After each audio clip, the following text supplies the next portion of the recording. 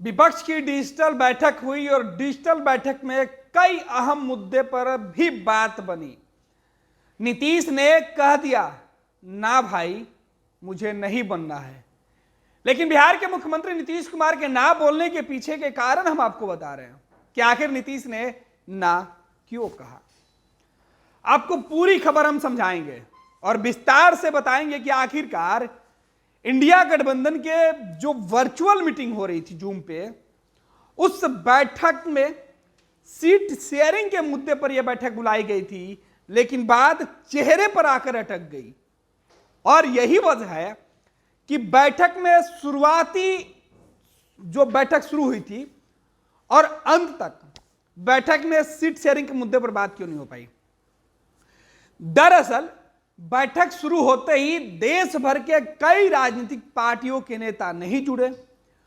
उनके बारे में कांग्रेस की तरफ से बताया गया कि उनके व्यक्तिगत कारण है जिस वजह से वो नहीं जुड़े। फिलहाल अब ऐसे गठबंधन में कई लोगों को जिम्मेवारी दे दिया जाए जो गठबंधन के बाकी नेताओं के साथ कोऑर्डिनेट करके उनके साथ आगे सीट शेयरिंग के साथ साथ बीजेपी के सामने फेस टू फेस 1-to-1 हर बूथ पर हर लोकसभा क्षेत्र में उनको टक्कर देने वाली रणनीति बने। इस बीच सबकी निगाहें घूमकर बिहार के मुख्यमंत्री नीतीश कुमार पर आकर टिक गई। कांग्रेस के बड़े नेताओं ने कहा कि नीतीश कुमार को इस गठबंधन की उन्होंने जो शुरुआत किया था, इसलिए इनको वो दायित्व दिया जाए कि वो सभी लोगों के लिए एक चेहरा बने, संयोजक के चेहरा। ये पद नीतीश जी खुद स्वीकार करें और गठबंधन के अंदर बातचीत का सिलसिला शुरू करें। दरअसल इस बैठक में जैसे ही नीतीश कुमार के सामने कहा गया कि आप पद को संभालिए, नीतीश ने कहा कि नहीं, मुझे किसी पद की लालसा नहीं है और मैं नहीं बनूंगा। नीतीश कुमार पर दबाव दिया गया, लालू ये चीजें सुनते रहे। हालांकि शरद पवार ने इस बैठक के बाद मीडिया से बातचीत की और उन्होंने बताया कि आखिरकार बैठक में क्या कुछ हुआ था। एनसीपी के नेता ने कहा कि बैठक में नीतीश कुमार को कहा गया कि आप सभी दल के नेताओं को कोऑर्डिनेट करें। इस पर नीतीश कुमार ने कहा कि किसी भी व्यक्ति को संयोजक बनने की जरूरत ही नहीं है। यह पद, यह चेहरा तब जरूरत होती जब सभी लोग एक व्यक्ति के कहे अनुसार प्लान सेट करते हैं। लेकिन अभी सभी राजनीतिक दल अपने अपने एजेंडे खुद तय करके मैदान में उतरे हुए हैं। राहुल गांधी की भारत जोड़ो न्याय यात्रा चल रही है, ममता बनर्जी की अलग कार्यक्रम चल रहे हैं, जेडीयू अलग, तो सभी राजनीतिक पार्टियां अलग अलग कार्यक्रम करें, लेकिन फोकस यह रखा जाए कि हमें बीजेपी को हराने में, बीजेपी को इस बार रोकने में पूरी मेहनत करनी है। नीतीश कुमार ने यह भी सुझाव दिया कि आप जो कमेटी बनाए हुए हैं, एक जो टीम बनी हुई है गठबंधन के नेताओं की, सभी पार्टियों के नेता जिसमें शामिल है, उसी टीम को आप आगे कीजिए और उनको ही यह जिम्मेवारी दीजिए कि वो सभी लोगों के साथ कोऑर्डिनेट करके बाकी कार्यक्रम को चलाएं और कोशिश करें कि अप्रैल के महीने में जो चुनाव होने वाला है लोकसभा के चुनाव का, उस चुनाव में बीजेपी को 1-to-1 फेस किया जाए और उनको टक्कर दिया जाए। वैसे भी जब चुनाव के नतीजे सामने आएंगे और इंडिया गठबंधन चुनाव जीतेगी, बहुमत इंडिया गठबंधन के अगर पक्ष में होता है, तब प्रधानमंत्री चेहरे की चर्चा होगी। तो ऐसे में जब पीएम फेस का चर्चा चुनाव के बाद होगा, तो अभी कौन सी जरूरत है संयोजक बनाने की। तो संयोजक बनाने के मुद्दे पर नीतीश कुमार के ना के बाद यह पूरा का पूरा जो पद है, जो कार्यक्रम है, जो कुर्सी है, उन तमाम चीजों पर विराम लग गया।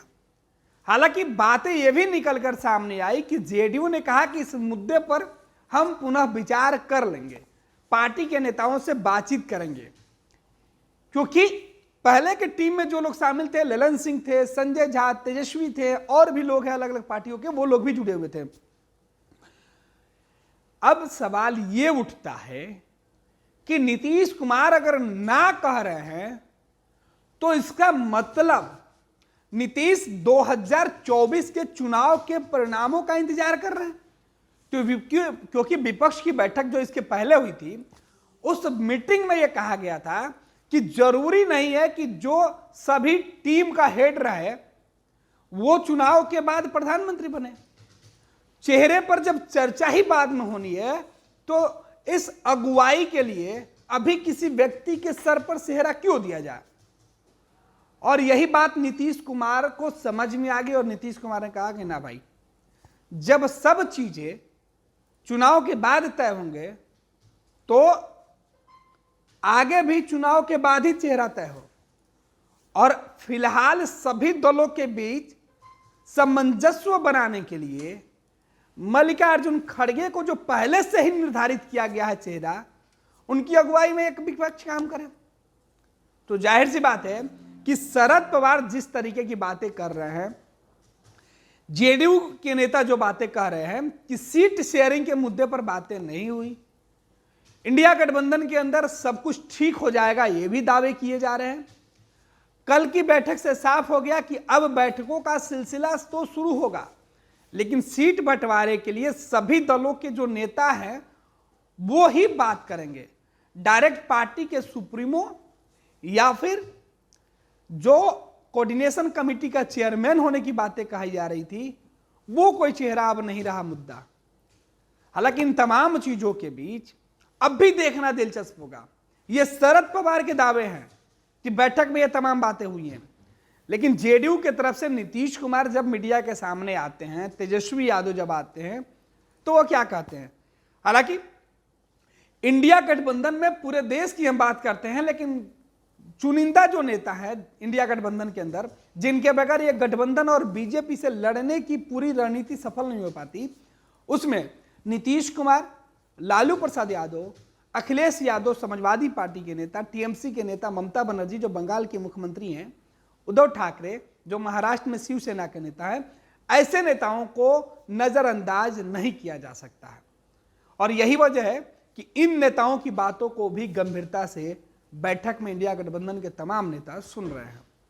और आगे की रणनीति बीजेपी से लड़ने की जो पूरी जो बिसात है जो बिछाई जा रही है, उसमें इन नेताओं की अहमियत अहम होती जा रही है। बैठक में शामिल सभी दलों के नेताओं ने नीतीश कुमार के नाम पर प्रस्ताव रखा। उसी वक्त राहुल गांधी ने कह दिया कि नीतीश कुमार के नाम पर ममता बनर्जी सहमत नहीं है, वह नहीं चाहती है कि नीतीश कुमार संयोजक बने। इसके बाद नीतीश ने संयोजक बनने से इनकार किया था। अब अगर नीतीश कुमार संयोजक बनते तो उन्हें अपनी सिटिंग 16 सीटों पर भी समझौता करना पड़ सकता था। कांग्रेस के साथ वामदल को अपनी सिटिंग सीटों से भी उन्हें देना पड़ता।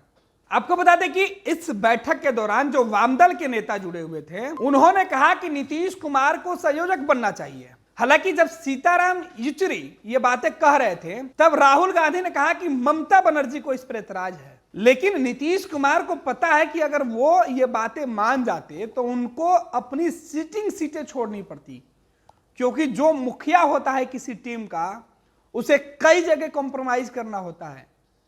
जेडीयू को अपनी सिटिंग सीट जो 16 सीटें जिस पर दावे किए जा रहे हैं, उसके अलावा कांग्रेस और वामदल के लिए भी सीटें छोड़नी पड़ती। और जब ये बातें नीतीश कुमार को समझ में आई तो नीतीश ने कहा कि मुझे बनना ही नहीं है, चुनाव के बाद ही तय होगा, बाकी सब लोग मिलकर लड़े। नीतीश को पता था कि अगर वो कोई महत्वपूर्ण पद अगर ग्रहण कर लेते हैं या संयोजक बन जाते हैं तो उन्हें इंडिया गठबंधन के तमाम नेताओं का दबाव रहेगा। अगर वो बिहार में अपनी सीटें नहीं छोड़ सकते हैं तो देश के दूसरे राज्यों में दूसरे नेताओं से सीटें छोड़ने के लिए दबाव नहीं दे सकते थे। और जब उनको यह भी पता था कि चुनाव के नतीजे आने के बाद ही चेहरा तय होगा प्रधानमंत्री का, तो ऐसे में नीतीश इतना बड़ा रिस्क क्यों लेते। लिहाजा नीतीश ने संयोजक बनने से इनकार कर दिया और अपने साथ जेडीयू के अस्तित्व को भी बचा लिया। जेडीयू की जीत को भी नीतीश ने बचा लिया। हालांकि जेडीयू ने यह जरूर कहा कि फिलहाल हम विचार करेंगे। क्योंकि जेडीयू अगर विचार की बात नहीं करता तो दूसरे दल के नेता नीतीश के ऊपर दबाव देते और सबसे ज्यादा दबाव कांग्रेस की तरफ से होता। ये लो मुंह मीठा करो, आज मैंने अपना जॉब छोड़ दिया, अब हम पूर्णिया वापस जाएंगे। जॉब छोड़ दिया है? मतलब ये घर कैसे चलेगा? हम करेंगे क्या? और माँ बाबूजी क्या बोलेंगे? इसलिए मैं एक और मिठाई का डब्बा लाया, अपने बिजनेस के लिए लोन अप्रूव हो गया। अरे लोन अप्रूव हो गया वो तो ठीक है, लेकिन पूर्णिया में हम रहेंगे कहाँ? अपना घर भी तो नहीं है वहां। इसलिए तो एक और मिठाई का डब्बा अलग से लाया हूं। हमने पूर्णिया में घर ले लिया है, पूर्णिया के ई होम्स पैनोरमा में। पूर्णिया में पैनोरमा ग्रुप लेकर आए हैं ई होम्स पैनोरमा, बड़ा घर, आलीशान जिंदगी और अत्याधुनिक सुविधाओं के संग। अरे अरे, अब क्यों मुंह मीठा करवा रही हो? क्योंकि हम घर वापसी जो कर रहे हैं। घर वापसी की खुशी पूर्णिया में ई होम्स पैनोरमा के संग। E homes panorama, luxurious lifestyle redefined.